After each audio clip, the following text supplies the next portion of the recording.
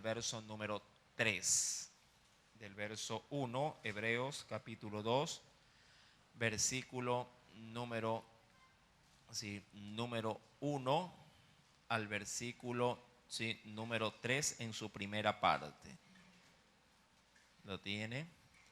Carta a los Hebreos, capítulo número 2, versículo número 1 al versículo número 3. Y leemos la palabra del Señor. Lo hacemos en el nombre del Padre, del Hijo y del Espíritu Santo. Nos dice nuestro Dios: por tanto, es necesario que con más diligencia atendamos a las cosas que hemos oído, no sea que nos deslicemos. Verso número 2, léalo por favor. Porque sí.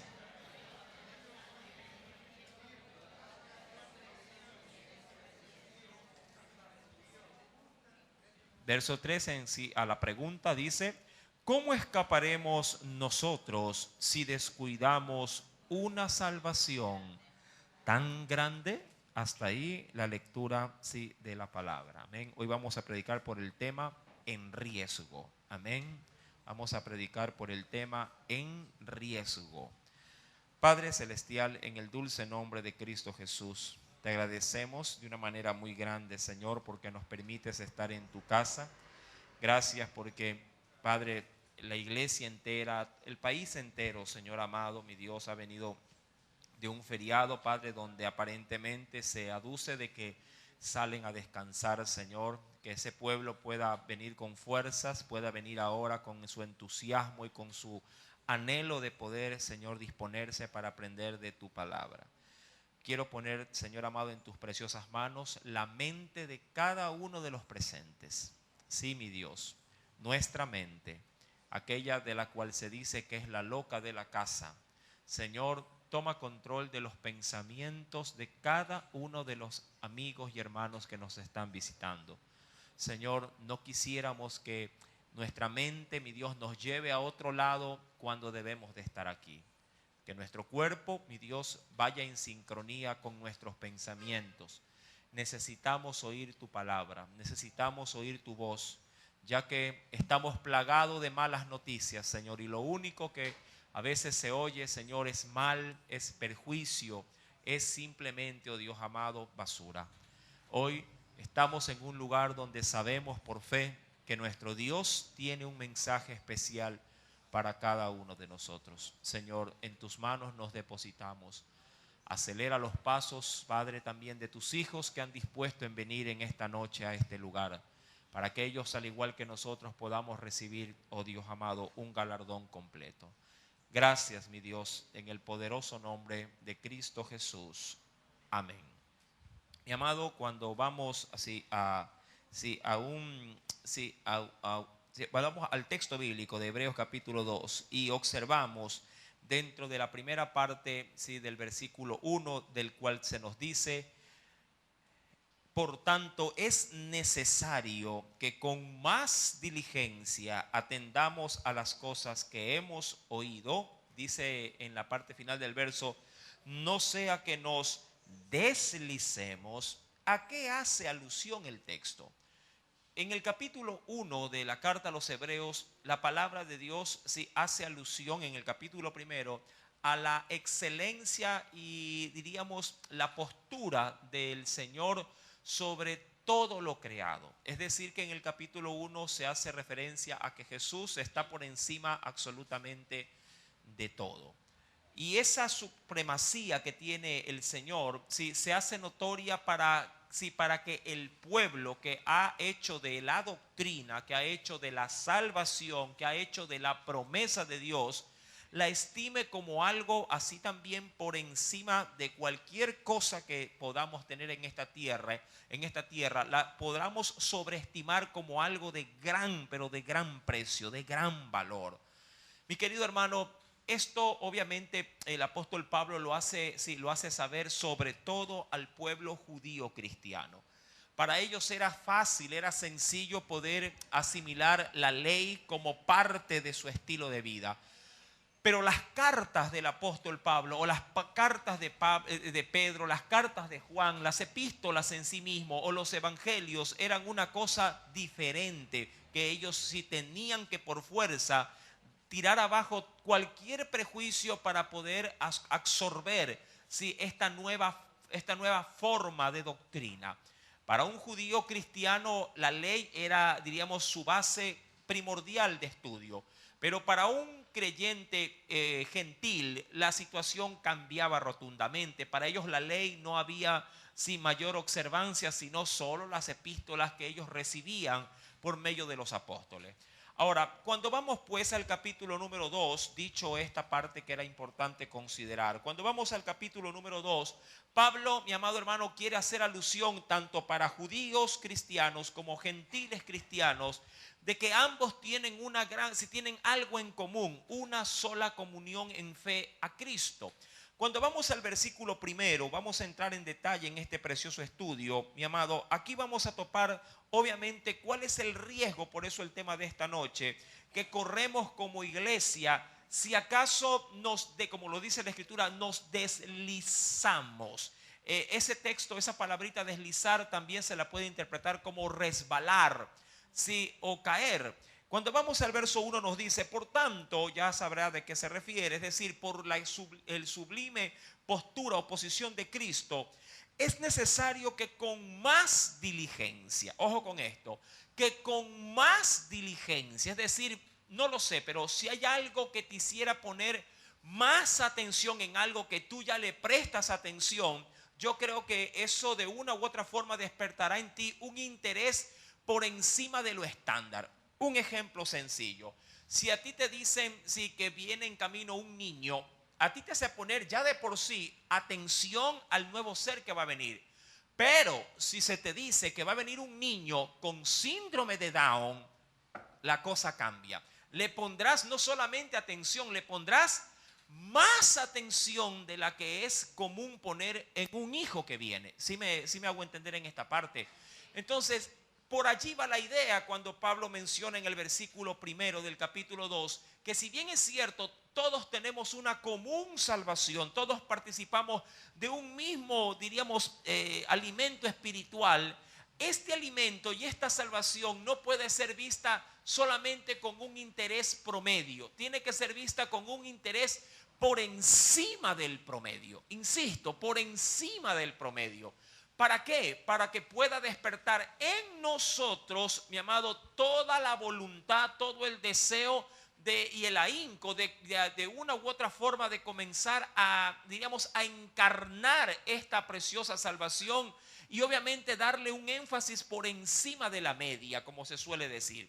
Ahora, para poder desarrollar este pasaje bíblico, mi amado, es evidente que vamos a topar algunos escenarios dentro de la Escritura que nos van a hacer captar de una mejor manera de qué forma Dios quiere que usted y yo guardemos de esta salvación y con qué énfasis le debemos nosotros pues dar a la hora de poner en nuestras vidas en este caso su promesa. En el versículo 1 pues nos dice, y voy a tomar allí como referencia también un ejemplo que me pareció, o una anécdota más que todo, con respecto a esto. Nos dice el verso primero, por tanto es necesario que con más diligencia atendamos las cosas que hemos oído. ¿A qué se refiere? A todos de una u otra forma hemos venido a Cristo porque hemos escuchado la palabra. La palabra viene a nuestro oído, ella redarguye nuestro corazón porque viene revestida con el poder del Espíritu Santo. Esta nos compunge en el alma, nos hace reconocer nuestro pecado. Sabemos cuál es la cura para el pecado, Cristo Jesús. Le abrimos el corazón por ese mismo redarguir del Espíritu. Él viene a nosotros y quedamos en completa paz con Dios. Pero aquí viene el problema. De allí en adelante, ¿cómo quedamos en cuanto al compromiso adquirido? Eso es importante. ¿Cómo quedamos de allí en adelante con el compromiso de la salvación que hemos adquirido?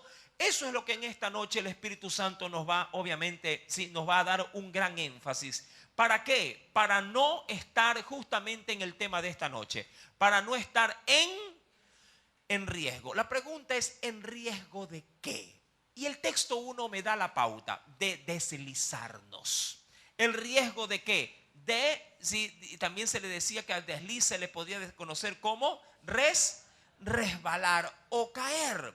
La pregunta es deslizarme de si para qué o por qué, o a dónde me podría deslizar, o a dónde me podría resbalar, o cómo podría resbalar, y de esa forma ver en mí un perjuicio.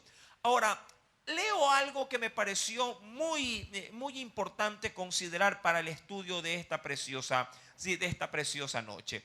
Dice un comentarista lo siguiente: cuando alguien se deja llevar, sí, ojo, cuando alguien se deja llevar por la corriente. ¿Cuántos han estado en un río?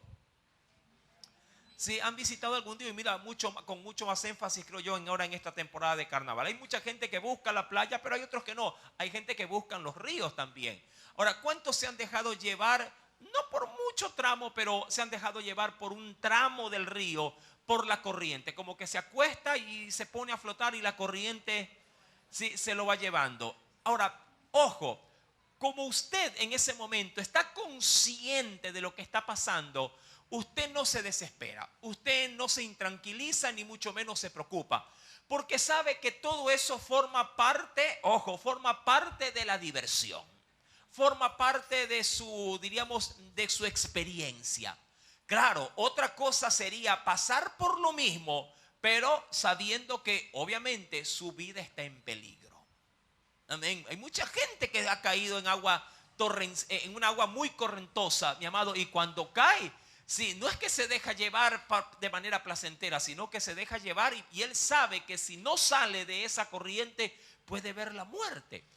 Ahora, dice este comentario, y por eso me gustó, me llamó la atención, sí, y se lo comparto. Dice, dejarse llevar por la corriente es una forma, sí, de locomoción fácil y placentera, pero puede volverse, ojo con esto, puede volverse traicionera y peligrosa. ¿De qué forma? Y aquí lo da, y me parece digamos, me parece muy razonable para aplicarlo al área espiritual. Dice, no se necesita ningún esfuerzo para dejarse llevar por la corriente.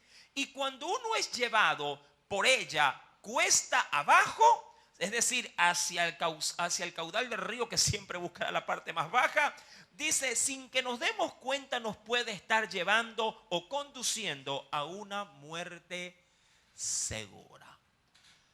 Ahora, si esto lo considero dentro del plano espiritual que vamos a analizar en el versículo 1, del cual nos dice, prestemos atención para ¿qué? Para no, en este caso, no correr el riesgo de deslizarnos, como lo dice el texto, versículo número 1, no sea que nos deslicemos. La pregunta es, ¿cómo un creyente si puede llegar a deslizarse? Como primera parte de estudio en esta noche, amado, hay que considerar, si diríamos, pautas. Yo estoy en peligro mientras esté con vida en este mundo, y la pregunta es sí. No necesariamente peligro de muerte en vida, hablando de la vida humana, sino el riesgo en el cual mientras esté en este mundo, sí, con respecto a lo que es mi salvación. Estoy en riesgo, mi amado, mientras esté en este mundo para de una u otra forma empañar lo que Dios ha hecho por mí. Por supuesto que sí. No quiero hablar de perder o no la salvación. De eso no se trata. En esta noche se habla es de resbalar, ¿sí?, de esa gracia en la que el Señor nos ha mantenido durante tanto tiempo. Resbalar o deslizarnos del sitial de donde Dios nos ha colocado. Como cuando en un hogar alguien puede decir, mira, yo te tenía a ti, si hablo de una pareja, un hombre y un varón, en un matrimonio, mira, yo te tenía aquí porque siempre pensé que me eras fiel, pero como me traicionaste, ahora estás por el suelo delante de mis ojos, ¿sí? Entonces, no puedo decir que el matrimonio o se destruye por completo. Puede ser que se reconcilien, puede ser que se trabaje y vuelvan otra vez a ser marido y mujer como antes, pero ya no lo tendrá aquí. Amén. Ahora su marido ya no está en la postura en que esa persona antes lo consideraba. A eso me refiero en esta noche con este mensaje. Ahora, ¿nosotros estamos en riesgo luego de haber obtenido de parte de Dios su gracia, su misericordia? Por supuesto que sí. Y los dos grandes riesgos a los cuales nosotros nos confrontamos o podríamos decir que nos podemos llegar a enredar son primeramente los riesgos externos que tenemos. Como primera parte, los riesgos externos a los que estamos expuestos. Dentro de ello, quisiera por favor que me acompañe a la Biblia. Yo quisiera ver ciertas referencias de la palabra de nuestro Dios como para poder comenzar viendo a través de una referencia bíblica qué es lo que el Espíritu Santo tiene que confidarnos en esta preciosa noche. Nos dice el Señor. Venga conmigo al libro de los Salmos, capítulo número 73. Libro de los Salmos, capítulo número 73. Aquí hay algo importante, ¿sí?, que me pareció, sí, muy, pero muy, diríamos así, de muy gran bendición poderlo compartir. En Salmo 73, verso número 2, en adelante nos dice el Señor. Desde el 1 lo leo, ¿sí?, para tomar hilación en todo el capítulo. ¿Lo tiene? Nos dice el Espíritu Santo. Ciertamente es bueno, dice allí, Dios para con Israel, es decir, para con su pueblo. Ciertamente es bueno Dios para con Israel, para con los limpios de corazón. Verso 2, comience a poner mucho énfasis en la lectura. Mira lo que dice.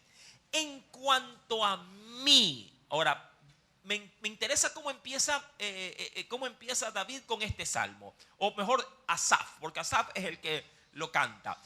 Dice allí, Dios es bueno para con el pueblo. Amén. Eso es importante considerar.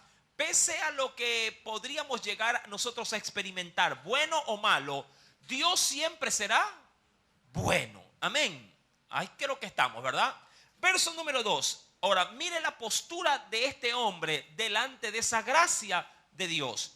En cuanto a mí, dijo él, casi, me interesa mucho este casi se deslizaron mis pies. ¿A qué se refiere? Sigamos leyendo. En cuanto a mí, casi se deslizaron mis pies. Por poco resbalaron mis pasos, que lo que es igual como mi caminar. Versículo número 3. ¿Por qué? ¿Dónde estuvo ese riesgo en el cual él se vio involucrado? Y aquí, mi querido hermano, observe con detenimiento esto. Porque tuve, dice la Biblia, envidia de ¿quiénes? Envidia de los arrogantes. ¿Y cómo así? Versículo 3 nos dice, viendo la prosperidad de ¿quiénes? De los impíos. Ahora, considere este primer causal por el cual un creyente, alguien que reconoce que Dios es bueno, puede llegar a deslizarse, puede llegar a resbalarse de esa gracia que Dios nos concede. ¿Cuál es esa, mi amado hermano? Ver cómo otros destacan, ver cómo otros prosperan y yo no. Mira, ya el Señor en los mandamientos, creo que usted los tiene muy claro, sí, en el último lo dice el Señor, en el catecismo se lo enseñaba de una manera muy concreta, pero claro, en la palabra del Éxodo, de Deuteronomio, lo habla de una manera más extensa. Dice, no codiciarás, ¿qué cosa dice? No codiciarás los bienes de tu prójimo. Lo dice resumidamente, pero ahí habla de otra cosa. Habla, no codiciarás ni la mujer, ni tampoco el buey de tu prójimo, ni nada de lo que pertenezca a alguien que no eres tú. No lo codicies. Es decir, no permitas que esto se vuelva en tu corazón un anhelo también de quererlo tener. Ahora, eso me puede a mí deslizar de la gracia, pues bíblicamente en el Salmo me dice que sí. Me dice que sí. ¿Por qué? Porque eso de una u otra forma me haría a mí considerar de que Dios no está haciendo bien su trabajo para conmigo. ¿En qué sentido? Si Dios es bueno, ¿te acuerdas cómo empezó el versículo del capítulo 73 de Salmos? ¿Qué dice? Dios es, ¿qué dice? Si Dios es bueno para con su pueblo Israel, ¿para con quiénes? Con los que son de limpio corazón. Pero el hecho de que Dios estime como cosa grande a sus salvos no significa que Dios posiblemente nos provea de todo lo que su pueblo, y lo hablo de una manera muy amplia, de todo lo que su pueblo desee o esté anhelando. Puede ser que uno diga, yo amo a Dios y yo sé que Dios me ama, pero Dios no me ha dado. Se me ocurre, Dios no me ha dado un vehículo. Dios no me ha dado casa propia. Dios no me ha dado esto. Dios no me ha dado aquello. U otra, y quisiera ir un poquito más adentro. Dios no me ha dado felicidad en el hogar, porque siempre tengo en casa problemas.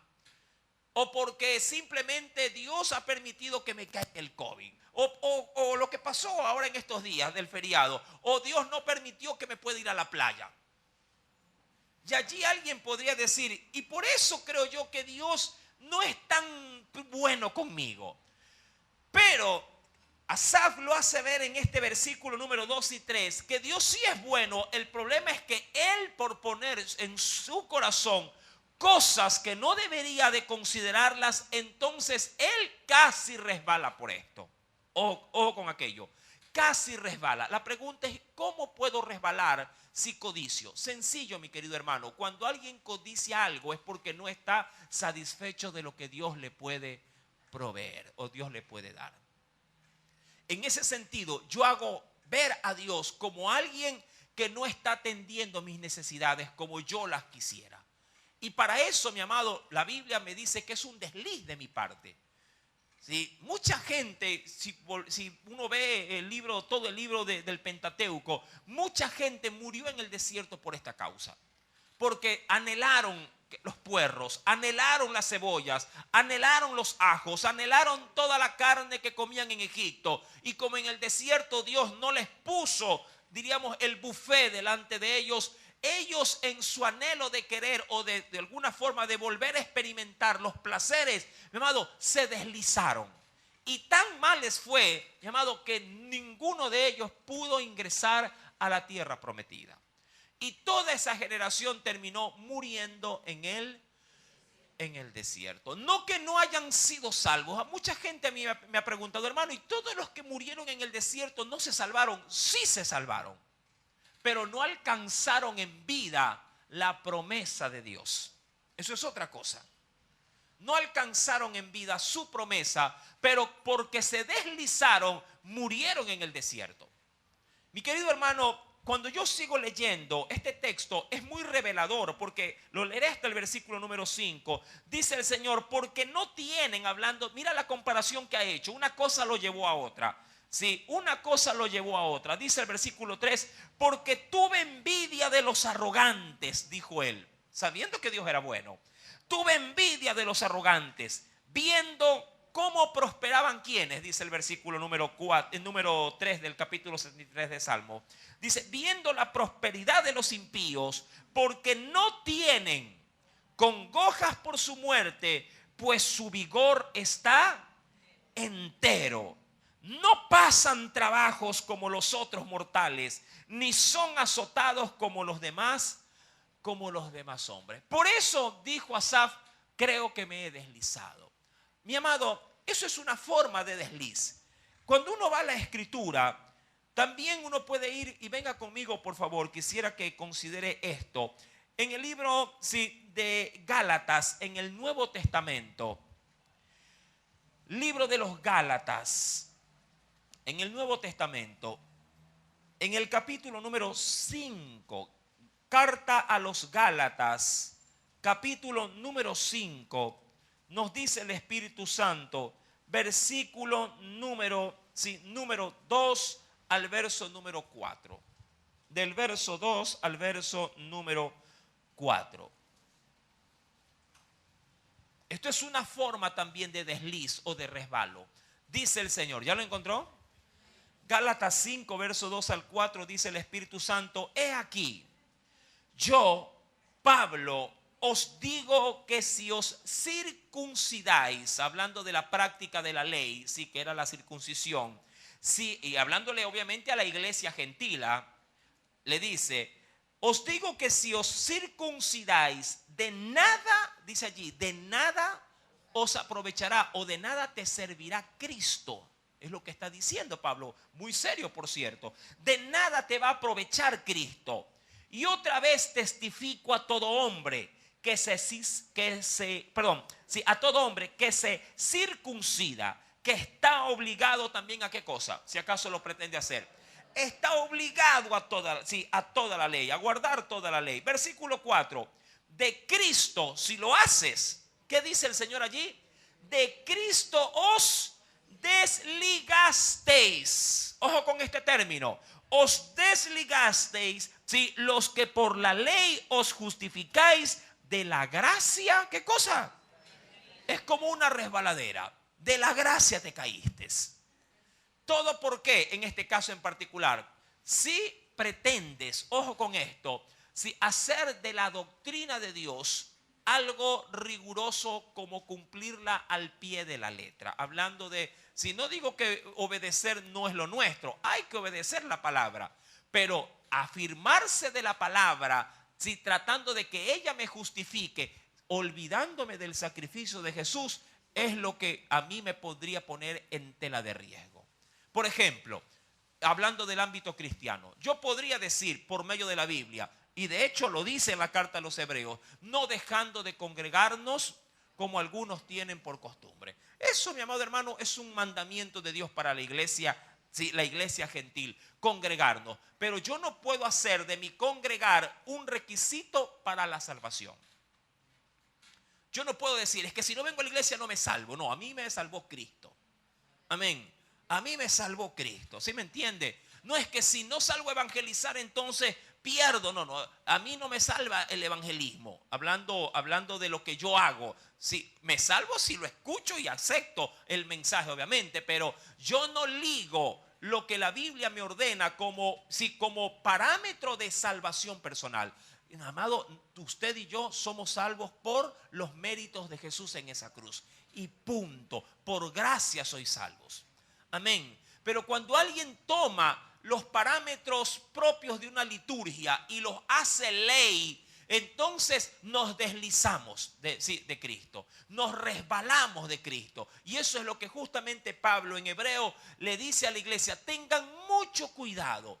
De cómo ustedes se conducen de aquí en adelante a través de la gracia del Señor. No se van a deslizar, no se van a resbalar. Versículo, acompáñeme por favor. En el versículo, venga conmigo a la escritura. Quisiera ver algo importantísimo también. Acá en la primera carta a los Corintios. Mira lo que nos dice el Espíritu Santo. En la primera carta a los Corintios, capítulo número 10. Hay un texto conocidísimo de este texto, de este pasaje, que están dicho en dos pasajes bíblicos, en el Antiguo y en el Nuevo, pero cada uno le da su propio enfoque. En la primera carta a los Corintios, capítulo número 10, primera carta a los Corintios, capítulo número 10, mira con detenimiento lo que dice el versículo número 11 al 12. Yo sé que usted ha leído sobre todo el verso 12, pero hoy lo resalto con el verso 11. ¿Ya lo encontró?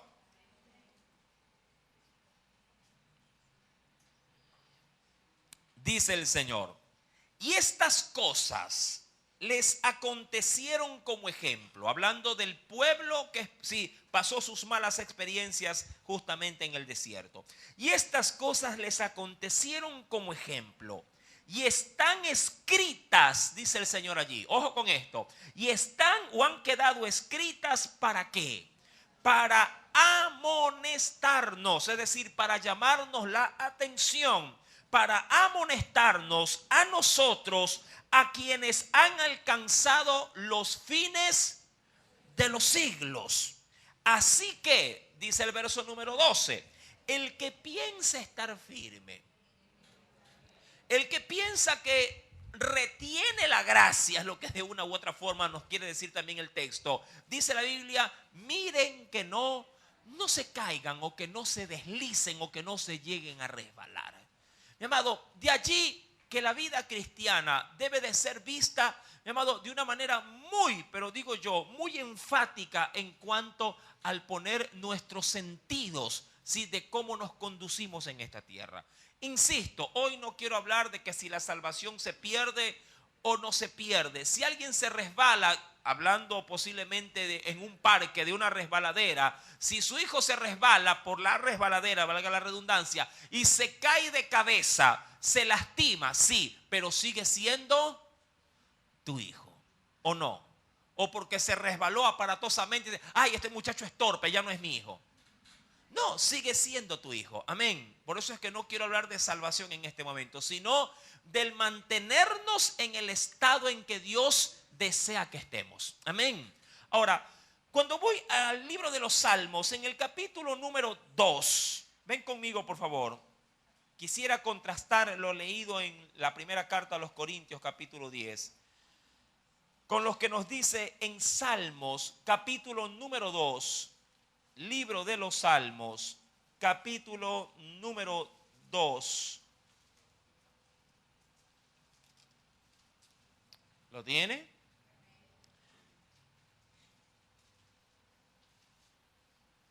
Verso número 10 al verso número 12.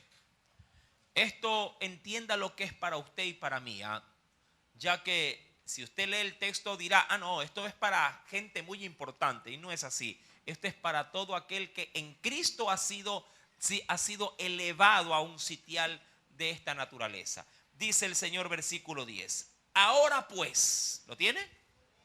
Verso 10. Ahora pues, oh reyes. Y dirá, no es para mí. No, sí es para ti. La Biblia dice que Él nos ha hecho, ¿qué cosa? Sus reyes y sus sacerdotes también. Así que sí es para nosotros. Sí, ahora pues, oh reyes, sed prudentes. ¿Y qué?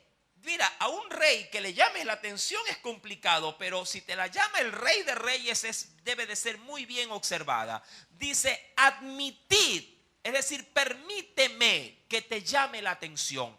Admitid amonestación, jueces de la tierra.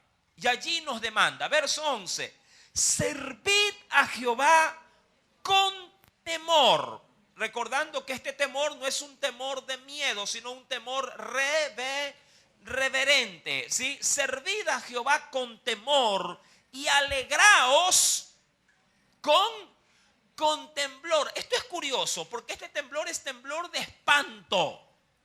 Curioso digo. ¿Por qué? Porque a veces puede llegar a ocurrir que mientras más Dios me usa, posiblemente se me llene el ego o se me infle, digo yo, la personalidad, y pueda ser que hasta me olvide de Dios.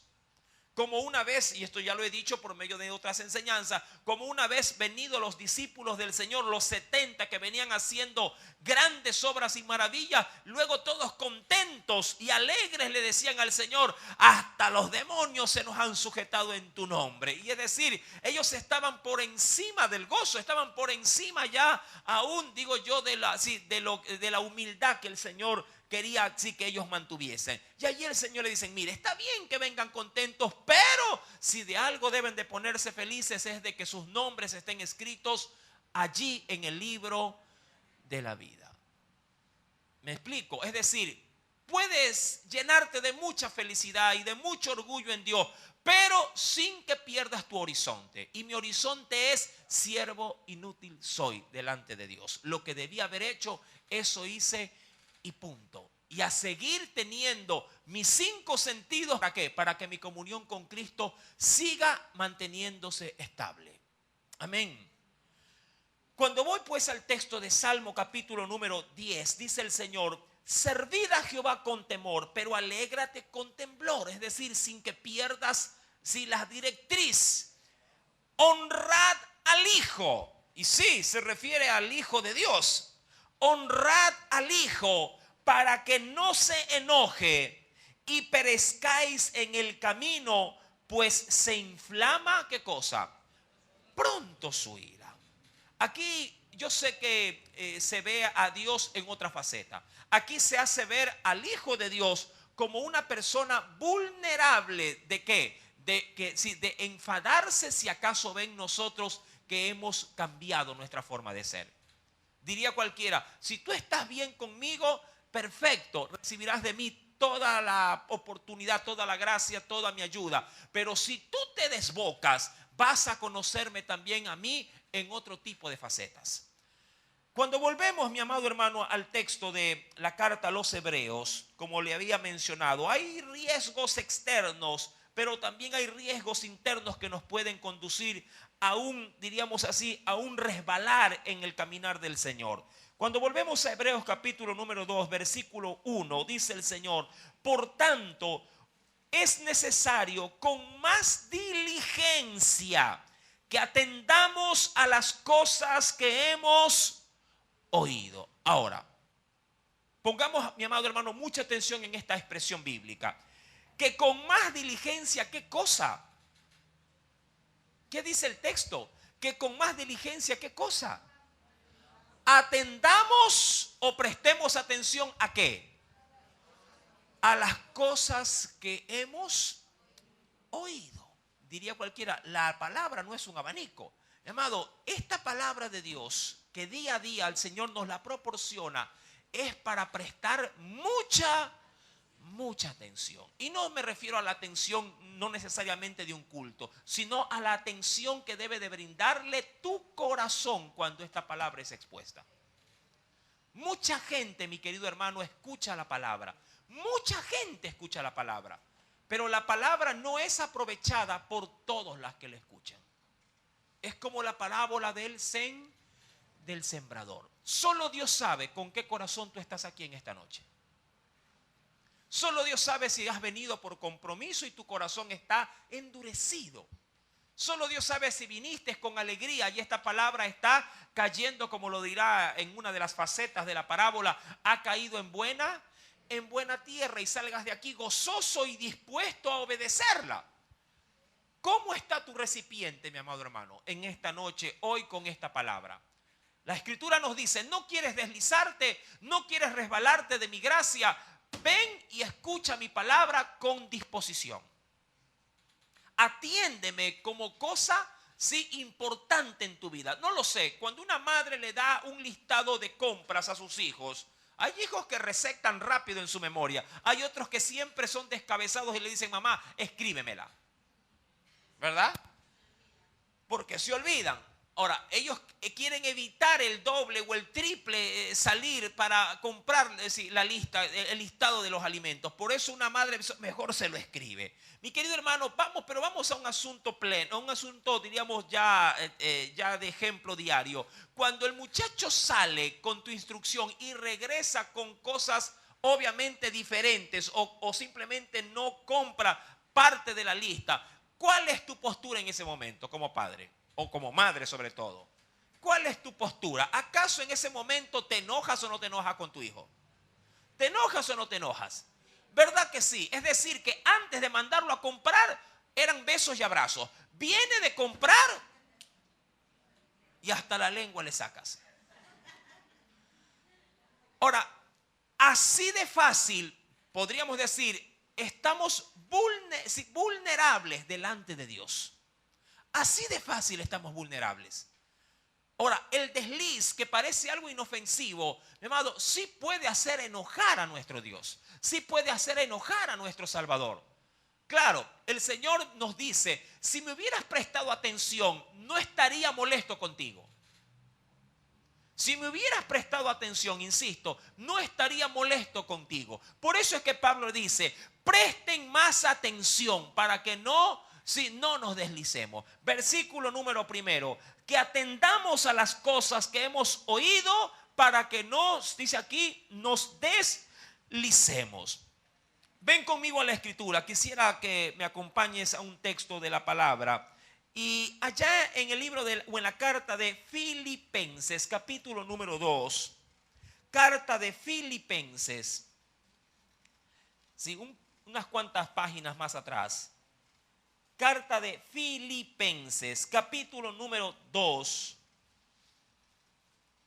dice el Espíritu Santo en el versículo número 12 en adelante.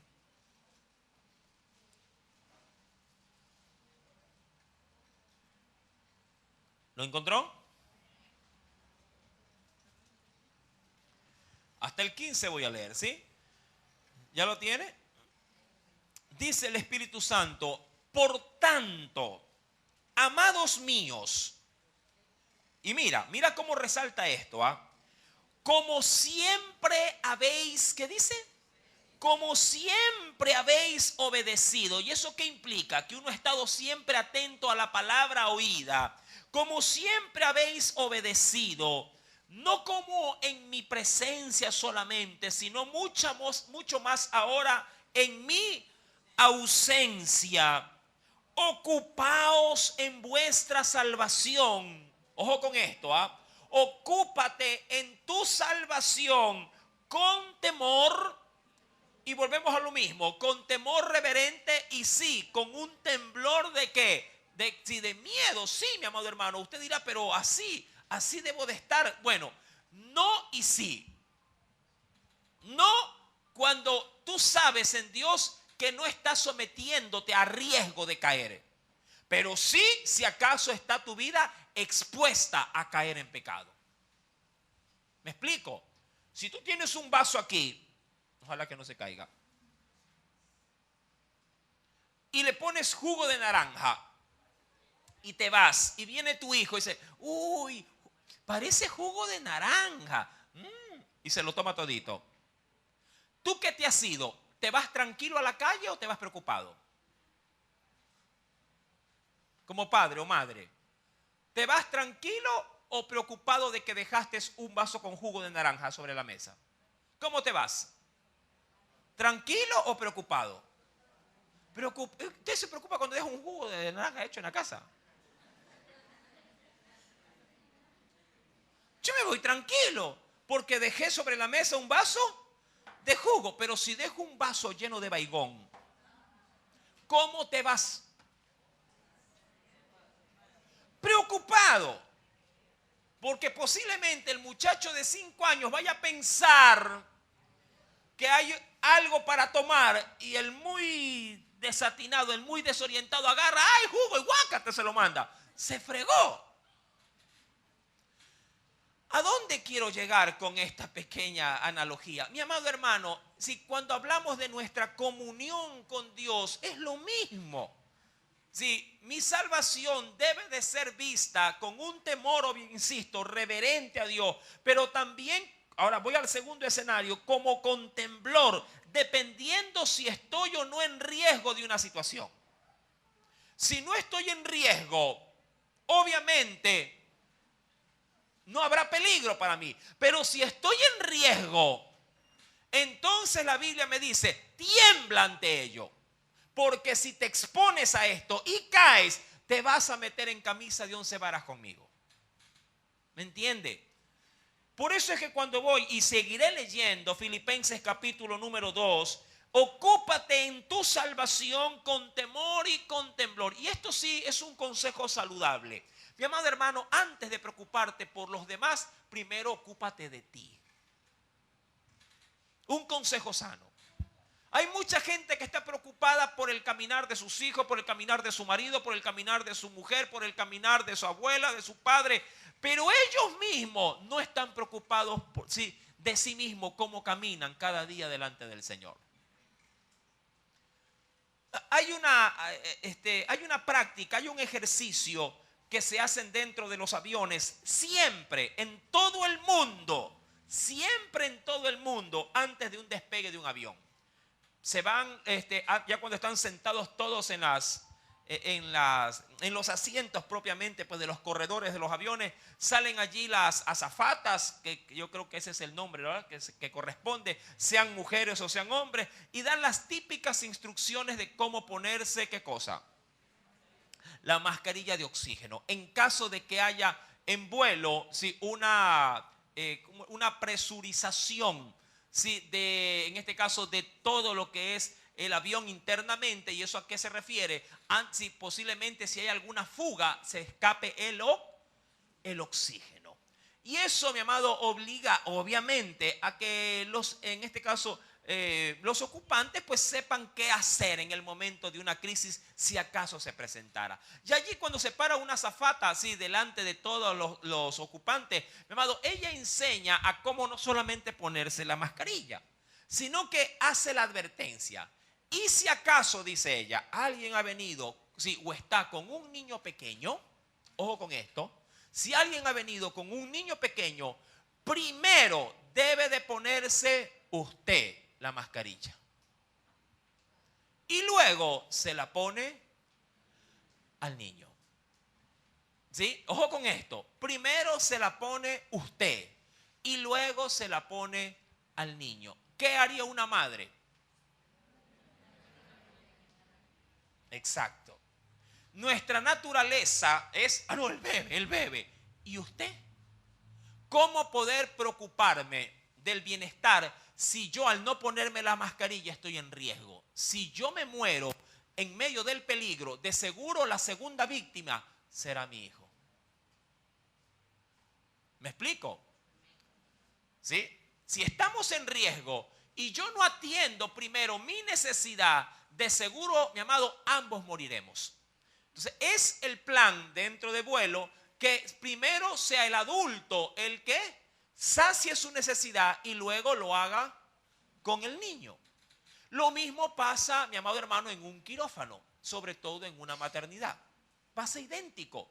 Si del médico depende, ojo de esto, al ver que están en riesgo el niño y la madre, ¿por quién crees tú que se decide el médico? Por la madre. Deja morir al niño. Es política, forma parte del procedimiento quirúrgico. Usted dirá, qué egoísta, porque si usted fuese, paciente y médico al mismo tiempo, ¿a quién salvaría usted? Que mi hijo vive y yo me muera. No. ¿Me entiende, mi querido hermano? Entonces, este tipo de prácticas, en este caso en particular, se aplica de la misma forma. Primero, mi amado hermano, y de hecho muchos judíos le dijeron a Jesús cuando estaba en la cruz, sálvate primero tú y ven y sálvanos a nosotros. Le dijeron, uno de los delincuentes allí condenados con Jesús, se lo dijo, sálvate tú y sálvanos a nosotros. Amén.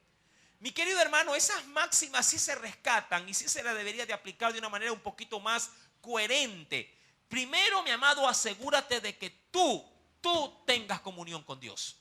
De que tú estés firme con Dios. De que tú estés conectado al 100%, enchufado con Dios. Luego de que sepas que tú estás bien, entonces preocúpate por tu mamá, por tu papá, por tu hijo y por todos los demás. Pero si tú mismo estás débil, si tú mismo estás frágil, si tú mismo estás susceptible y quieres en ese sentido ir a rescatar a otro, mi amado, te terminarás perdiendo tú y terminará perdiéndose aquel que ha sido a salvar. ¿Por qué? Porque él, al verte a ti, que vuelves otra vez a caer, él al verte a ti, caerá juntamente contigo. ¿Me explico? Por eso es que en Filipenses capítulo número 2, ¿qué nos declara pues la Escritura? Versículo número 12 en la parte final. Ocupaos en vuestra. Qué curioso, ¿ah? ¿En qué, Señor? En vuestra salvación. Ocúpate de ella. Y cuando lo hagas, hazlo con temor y hazlo con temblor. La pregunta es, ¿por qué, Señor? Para que no te deslices. Para que no te resbales. Porque Dios es el que en vosotros, Él es el que en vosotros produce, ¿qué cosa? Produce el querer como el hacer. Mucha gente ha leído esto, pero no le ha dado el enfoque debido. ¿De qué habla el versículo anterior? Él es el que produce, dice la Biblia, el querer. ¿El querer de qué? ¿El hacer de qué? ¿De qué viene hablando el contexto? Versículo número 12. ¿De qué viene hablando? De ocuparme en qué? En mi salvación.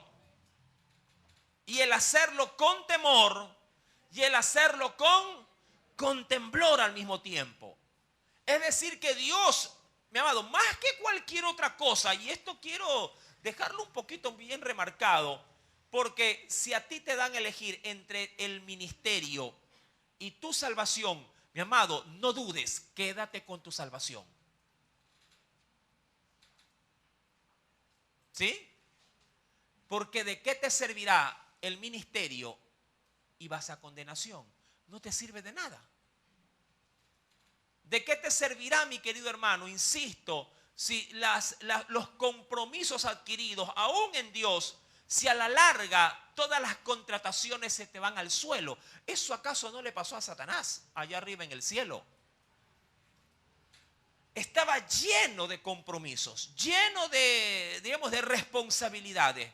Pero ese lucero de la mañana, como lo declarará la Escritura, ese lucero cayó por sus muchas contrataciones, porque de la noche a la mañana se halló en él pecado. Se halló en él. Algo pasó, mi amado, dentro de su quehacer, dentro de su, digamos, de su ejercicio propio de cada día. Algo ocurrió en él, le dio más énfasis a lo que hacía y no a cómo estaba, sí, en su corazón, para quién lo hacía. Esta situación, mi amado, pues lo hace ver la Escritura en el versículo número 13, que Dios produce en mí tanto el querer como en el hacer, pero ¿para qué? Para que lo anterior dicho, es decir, mi salvación se pueda preservar de una manera, diríamos, no solamente angustiosa en el sentido de temblar si acaso ofendo, sino también de una manera estable en cuanto a mi armonía con Dios. Dice el Señor pues en el versículo 13, porque Dios es el que en vosotros produce, así como el querer como el hacer, por su buena voluntad. Cuando avanzamos en la Biblia, mira lo que nos dice en el Salmo 37. Ven conmigo, por favor. En el libro de los Salmos, en el capítulo 37, reconsiderando lo que se decía en Hebreos, que no nos deslicemos, sino que retengamos la palabra oída. Dice el Salmo número 37 lo siguiente, verso número 30 al 31. Versículo número 30 al 31. ¿Lo encontró? Dice la palabra, la boca del justo habla sabiduría y su lengua habla justicia. Y esto es lo que quiero resaltar, verso 31. La ley de su Dios está, dice allí, en su corazón. Y una vez que está allí, mira lo que termina diciendo. Por tanto, ¿qué ocurre? Sus pies no van a ¿qué? No van a resbalar, no van a deslizarse. Entiende esto, versículo 31. La ley de su Dios está en su corazón, por tanto, sus pies no resbalarán. Cuando retomamos la carta a los Hebreos, capítulo número 2, verso 2, dice, porque si la palabra dicha por medio de los ángeles, hablando de la revelación que venía antes para los patriarcas. Recuerda que los patriarcas en su gran mayoría sí recibieron mensaje divino por parte de mensajeros celestiales, ángeles. Porque si la palabra dicha por medio de los ángeles fue firme, ojo con esto, hoy por hoy usted tiene la palabra profética más segura, y no ha sido dicha por ángeles, ha sido dicha por el propio autor de esta palabra, Cristo Jesús, y su Espíritu también. Porque si la palabra dicha por medio de los ángeles fue firme, y en ellos obviamente toda transgresión y desobediencia recibió justa retribución, es decir, justo pago por la desobediencia a esa palabra dicha por los ángeles, verso 3. Leamos por favor donde está la pregunta, el interrogante. ¿Qué dice?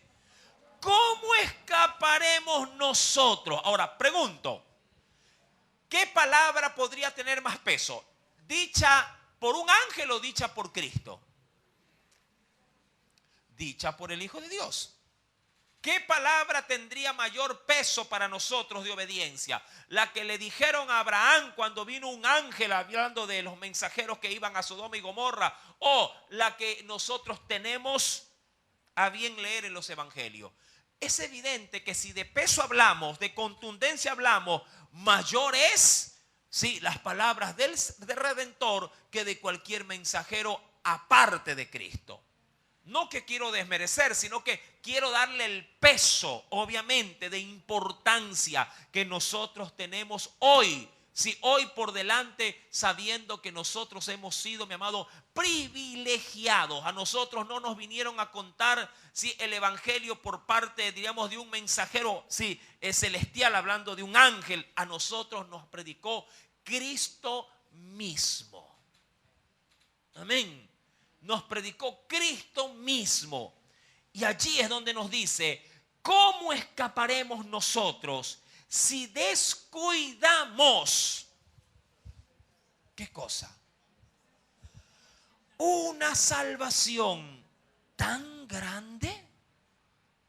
Mi amado, yo no sé si con el pasar de los días, meses o aún para algunos años, yo no sé si esto te ha hecho perder el grado de importancia que tú tienes, obviamente, al ser alguien salvado por Cristo. Yo no sé si miras con los mismos ojos tu salvación o si la estimas como con más valor que antes.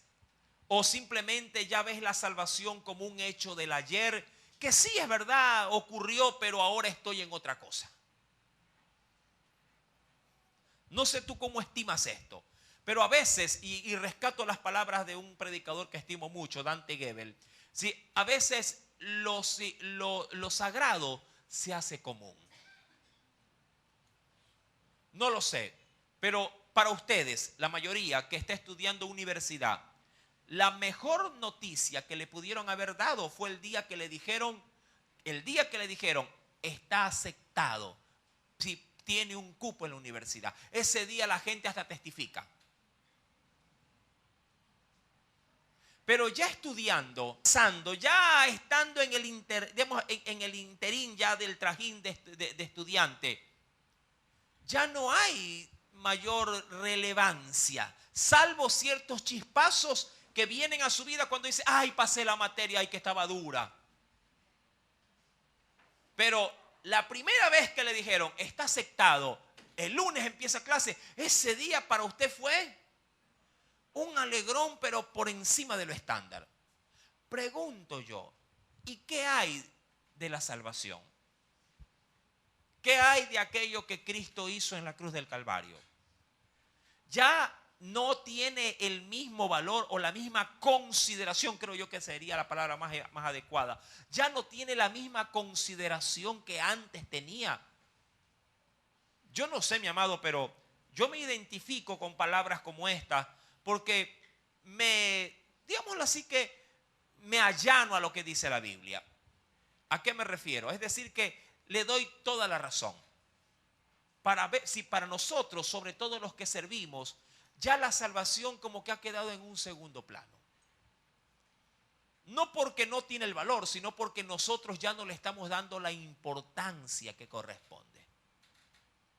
Nos hemos habituado tanto a ella que cuando hacemos algo equívoco, cuando nos resbalamos, cuando nos deslizamos, hasta podríamos decir que nos da lo mismo.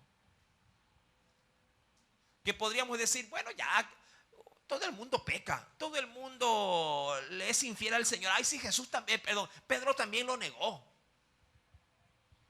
Y no se trata de si Pedro negó o no negó a su Señor. Se trata de el valor que tienen el negar a Cristo. Puede ser que tengas, y yo creo que así lo vas a entender mejor, puede ser que tengas 30 años de casado. Puede ser que tengas hasta bodas de oro, que son los 50 años de casado. Pero el día en que tú oigas, y voy a poner como figura, siempre pongo al marido, voy a poner a la mujer, para que el marido se sienta un poquito más aliviado en esta noche. Pero el día, aún sin tener en cuenta la cantidad de años que tengas con ella, el día que ella le diga a alguien, cuando pregunte por ti, diciendo, ¿y quién es ese señor? Y ella, tú la escuches que te diga, yo ese señor ni lo conozco. ese día te acordarás del día que te casaste. Y sobre todo, ese día, en ese momento, sentirás el mayor dolor porque tu mujer te acabó de negar. Y que posiblemente durante todos esos años no te causó mayor estrago. Cualquier dificultad que pudiste haber tenido en el matrimonio. Solo ese día, cuando tú le escuchaste decir, yo no lo conozco, ese día como que te metieron una punzada. Mi amado hermano, insisto, la salvación, lo que es tan común para el pueblo cristiano, goza hoy por hoy de la estimación, del valor, del realce que el Señor quiere que nosotros le demos. Goza realmente de esa, de esa entrega por parte de su pueblo, de esa gran estimación. Pareciera ser a veces que no. La Escritura nos dice, pues, de allí que solamente leería hasta la pregunta para poderla contestar. Bien lo remarca la Biblia en el versículo 3. ¿Cómo escaparemos nosotros si descuidamos una salvación tan grande? La cual, y ahí responderá, la cual habiendo sido anunciada, y esa es la honra y el privilegio que tenemos, la cual habiendo sido anunciada primeramente por el Señor, nos fue luego, ¿qué cosa? Nos fue confirmada por los que oyeron. Hablando de quiénes, de los testigos que fueron presenciales u oculares, ¿sí? Diríamos del ministerio de Jesús, testificando Dios juntamente con ellos, ¿a través de qué? ¿O usando qué? Para dejarla si fuera de toda duda. Con señales y prodigios y diversos milagros y repartimientos del Espíritu Santo según su voluntad. Diría cualquiera, no solamente vino Cristo a salvarnos, sino que vino con un paquete entero. ¿De qué? De garantías de todo lo que Él nos puso por delante. Eso es más o menos como tratar de ver un matrimonio. Yo sé que no en todos pasa, pero eso es más o menos como casarse. Y el día que te casas, tu marido te dice, cierra los ojos porque te tengo una sorpresa. Ya de por sí el alegrón del matrimonio debería de ser algo ya que llene tus expectativas. Pero adicional a esto te diga a tu esposo, mira, y aquí están las llaves. O sea, si tengo llaves aquí. La del carrito. Y te diga, mira, un carro y una casa y amoblada. Tú dirás, no, ¿tú qué dirás? No era necesario, no te moleste. ¿Qué dirías tú? ¿Ah? Tú dirás, Señor, pero wow, me saqué la lotería con este hombre, hubieras dicho. Claro, pues hermano. Ahora, la pregunta es, ¿y si no hubiera habido casa? ¿Y si no hubiera habido carro? ¿Estabas ya por satisfecho con el matrimonio como tal? Claro que sí. Esa era la ilusión, tener el amor de tu vida, sí, diríamos, anexado junto a ti, sí, durante toda tu vida terrenal mediante el matrimonio. Y eso Cristo nos lo dio. Pero aparte, como para estimar la salvación como algo mucho más sublime, dice la palabra en el versículo 4, nos lo acompañó con señales, prodigios, diversidad de milagros y repartimientos del Espíritu. Amén. Aleluya. Grande es Dios, mi amado.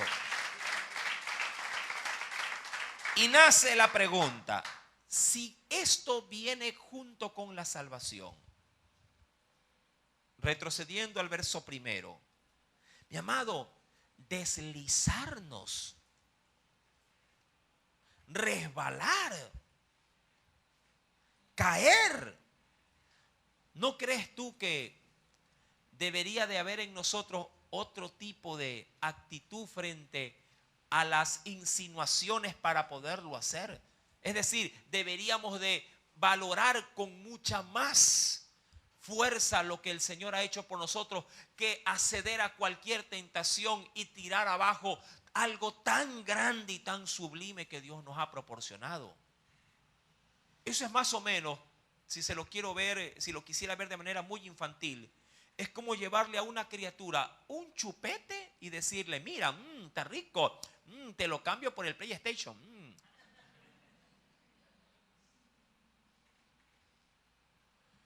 Eso es lo que el mundo nos ofrece, comparado con la salvación que Dios nos ha dado. Y por esas basuras y por esas minucias, mucho pueblo cristiano, mi amado, cae de la gracia. Es que creo que visto así se entiende. Sale una muchacha por allí, algo atractiva, y te coquetea. ¿Y tú qué? Que eso se asemeja a la salvación que Dios te ha dado.